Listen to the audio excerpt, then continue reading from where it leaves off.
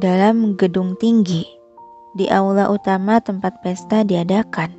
Suasana dalam acara itu begitu meriah dan megah. Gemerlap lampu-lampu ukiran besar yang menggantung di setiap penjuru dan tengah pelafon memberikan cahaya gemerlap memenuhi ruangan.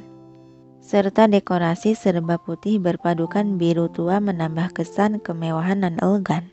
Banyak orang-orang dari kalangan atas dan juga orang-orang penting lainnya dalam dunia bisnis menghadiri acara tersebut.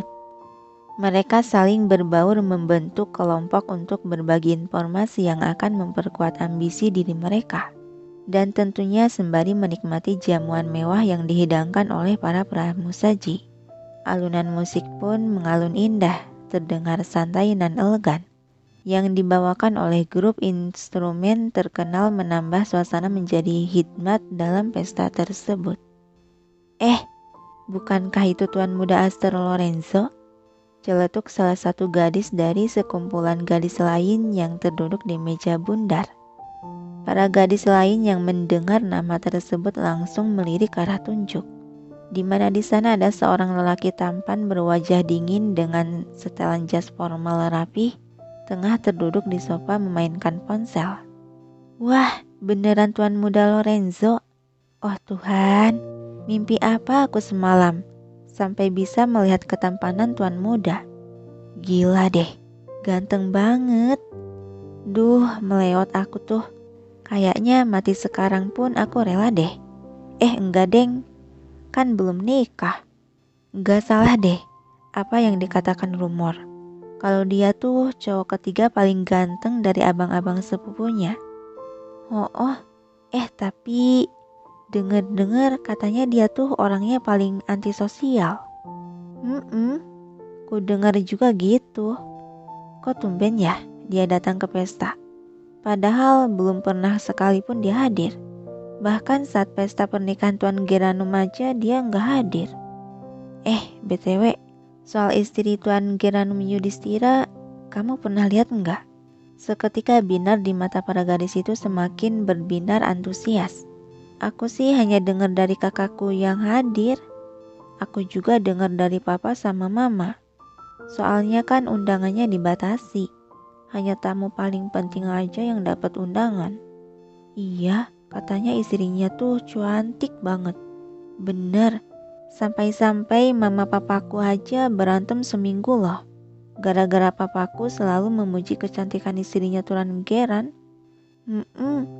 Kakakku aja sampai putus sama pacarnya, yang katanya mau cari wanita desa. Oh bener juga, katanya dia dari desa ya? Iya, tapi emang orang desa bisa secantik apa sih? Jadi penasaran secantik apa ya dia sampai membuat abangku jadi kurang waras. Kecantikan Kalili nggak akan ada yang nandingin kali. Celetuk seorang gadis remaja menyerobot obrolan yang sontak pada gadis di meja itu menoleh ke asal suara. Nona muda Rosemary? Serempak mereka berekspresi kaget sampai kedua mata mereka membulat. Dengan angkuh Rose mendudukkan diri di salah satu kursi. Kakak Lili tuh sudah seperti malaikat. Pokoknya lebih cantik dari bidadari. Kalau kalian lihat, pasti bakalan mangap terus dan ileran. Tawa para gadis ada yang tertawa kepaksa, tersenyum kaku dan beraut muka canggung dan gugup menanggapinya. Begitu ya? Duh, jadi deg-degan deh. Wah, jadi gak sabar deh pengen lihat. Iya, jadi gak sabar. Rose melipat kedua tangannya di depan. Dia melirik sinis pada para gadis yang tertawa kepaksa itu. Sok cantik banget sih nih orang. Mana ya Kak Lili? Kok belum datang juga? Sedangkan di sisi lain ruangan, lelaki tampan bernama Aster itu tampak santai menikmati segelas minuman dengan tangan lainnya memegang ponsel bermain game.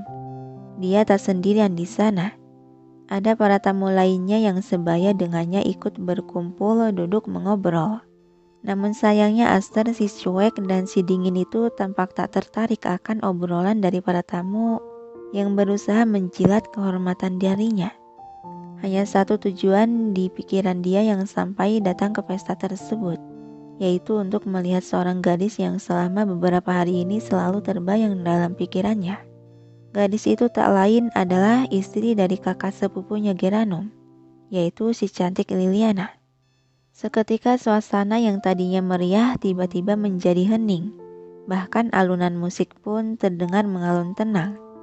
Orang-orang yang tadinya mengobrol, bersenda gurau ataupun sedang menikmati jamuan, semuanya menatap terpaku pada satu tujuan ke arah pintu di mana sepasang suami istri itu baru saja datang memasuki aula.